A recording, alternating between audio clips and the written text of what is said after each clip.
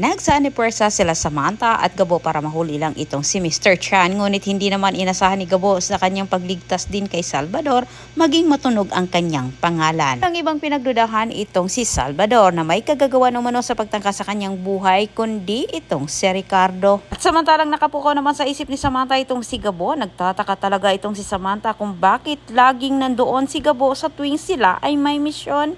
Maya-maya lang hindi naman inasahan ni Samantha na lumalabas sa balita ang tungkol sa nangyari kay Salvador. At higit pa dito ay pinakitang mukha ni Gabo na itinuro na ito umano ang nagligtas sa kanya. Dahil sa pangyayaring ito, nakilala na si Gabo sa kanyang mga kaaway sa grupong Zafra at Ricardo. Dahil sa nasabing balita, napag-alaman na lang ni Ricardo na itong si Gabo ay anak ni Rody. Walang napatunayan itong si Lucas sa kanyang ama sapagkat siya'y bigo naman sa kanyang unang misyon. At malagay naman sa alanganin ang buhay ni Samantha dahil may pinaplano ang pamilyang Zafra na para siya ay patahimikin. Ang nasabing pamilya, binabalak nila na itakas itong si Tigre. Ang grupong Anino ang magiging dahilan kung bakit padami ng padami ang mga kaaway ni Gabo.